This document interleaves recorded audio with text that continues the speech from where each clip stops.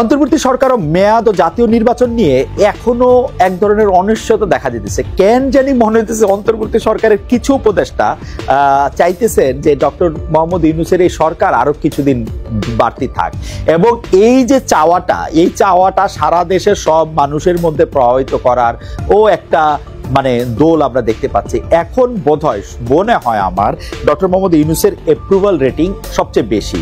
এই সময়টাকে কাজে লাগে তারা চান যে ডক্টর ইউনূস আরো থাকুক, কারণ ডক্টর ইউনূসের থাকার ফলে রমজানে জিনিসপত্রের দাম বাড়ে নাই, ডক্টর ইউনূস থাকার ফলে বিভিন্ন জায়গায় চাঁদাবাজি হয় নাই, ডক্টর ইউনূস থাকার ফলে বিএনপি বা জামায়াতে ইসলামী কোনো একক পার্টি তাদের একক অবস্থানের কথা বলতে পারতেছে না। এনসিপি যেহেতু শিশু দল, এনসিপি সেইভাবে আসলে অত বড় চাঁদাবাজি করে উঠতে পারতেছে না। সুতরাং ডক্টর ইউনূস দলের সরকার থাকুক। আপনি দেখেন স্বরাষ্ট্র উপদেষ্টা লেফটেন্যান্ট জেনারেল অবসর প্রাপ্ত মোহাম্মদ জাহাঙ্গীর আলম চৌধুরী বলতেছেন, তিনি খুব মজা করে কথা বলেন। ওই দিন গিয়ে দেখলাম এক সরকারি কর্মকর্তাকে উনি ফোন করে ঝাড়ি দিচ্ছেন এবং মেক শিওর করতেছেন তার সামনে একটা টেলিভিশন ক্যামেরা থাকুক, এবং টেলিভিশন ক্যামেরার সামনে তিনি সেই সরকারি কর্মকর্তাকে বলছেন, আপনি আসেন, আপনি সেটা করে না দিলে কিন্তু আপনাকেই রিপেয়ার করে দেওয়া হবে।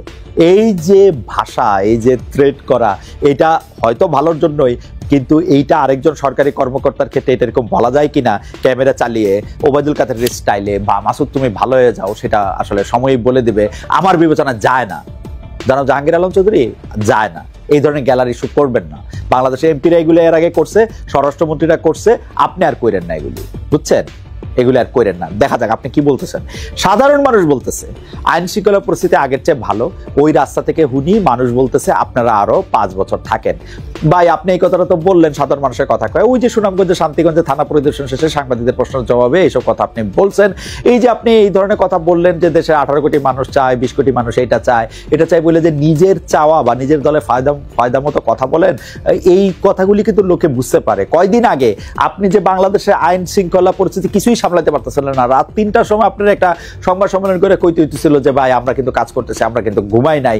তখন যে সব লোক চাইতেছিল যে আচ্ছা ঠিক আছে, এই সরকারের বরং আমরা কোনো কিছুদিন সময় দিতে চাই, স্বরাষ্ট্র উপদেষ্টারা আমরা একটু আর সময় দিতে চাই না। তখন কি আপনি জনগণের মুখের কথা বুঝছিলেন, নাকি এখন আপনি জনগণের কথা একটু ভালো শুনতে পাইতেছিলেন?